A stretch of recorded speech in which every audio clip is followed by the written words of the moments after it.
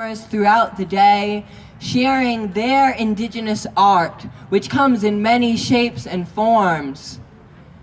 Singing, performance, fashion, paintings and pottery, weavings, woven baskets. And soon, I think that up next, we will have Celeste DJ Whirl up on stage shortly. But before then, I'm going to share with you a traditional story of my people. Now, this is the story of how birds got their song. Now, many, many moons ago, Weetux, the great hare, a great transformer of our people, was walking through the Wata, the forest, until he came to the village of the Narragansett. There he saw the Narragansett awake with the Katampanisha, the rise of the morning sun, and he heard them sing great songs of thanksgiving, watching that great sun rise. Yahe, yahe, yahe, yahe, way, way, are you on there? Are you on day, oh, are you on day? And as he looked about him, he saw the birds, for they were leaning in the trees with sorrowful faces. And he realized that out of all of the creatures, the birds did not have a song of their own. And so he gathered the birds together around him at a council rock, and he told them that tomorrow there will be a contest. Each bird will have their chance to fly as high as they can towards the sky world. And he who flies the closest to the sky world will receive the most beautiful song in all of the world.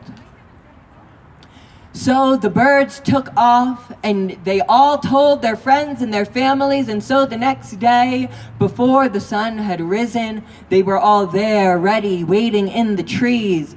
And so bountiful were these birds within those trees that some of their branches began to lean over. And that's how we got our weeping willow tree. When it came time, that sun had finally risen in the sky for the birds to take their turns. There's always one who is the pushiest, and that was Brother Crow. Brother Crow went, me first, I'll go first.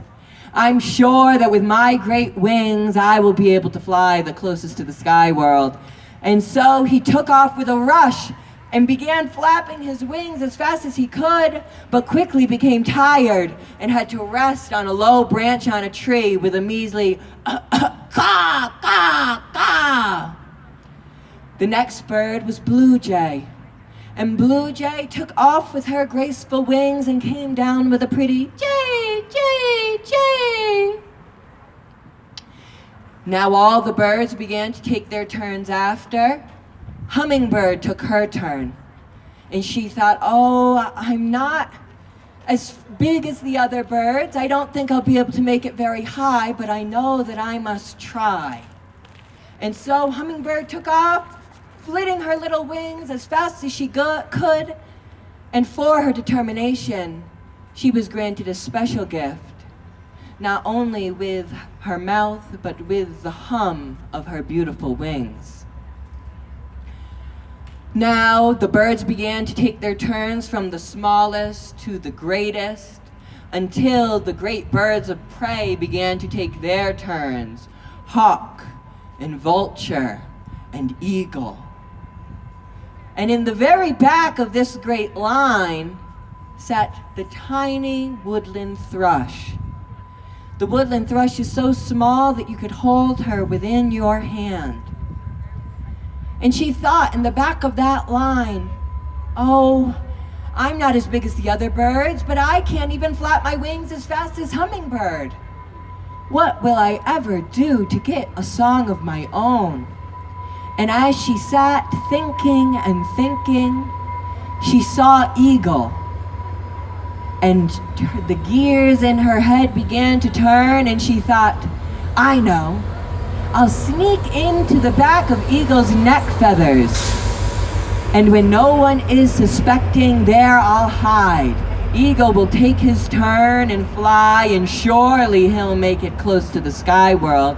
And when it's time, I'll jump out of his neck feathers and fly all the way into sky world. And so that is just what she did.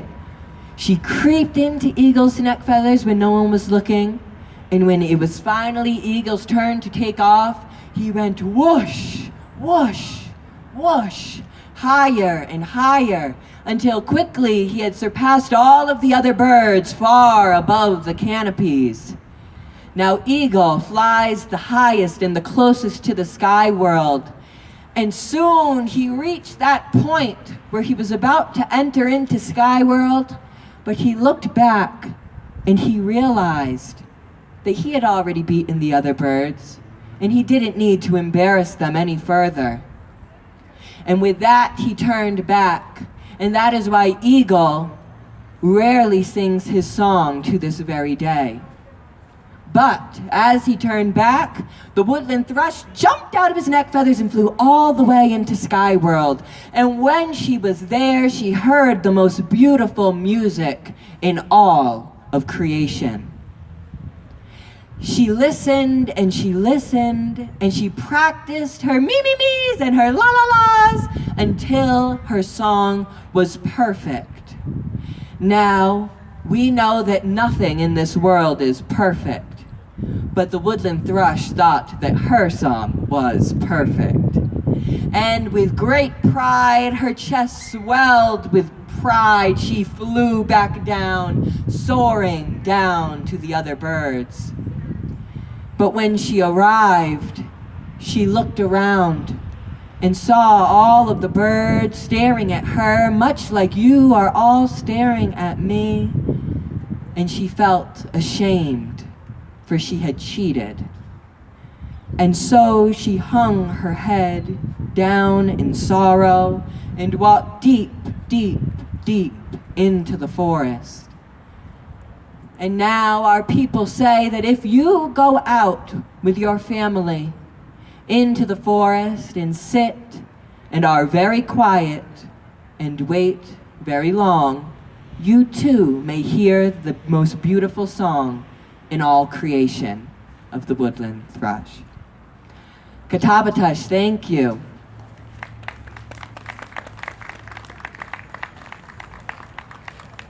So be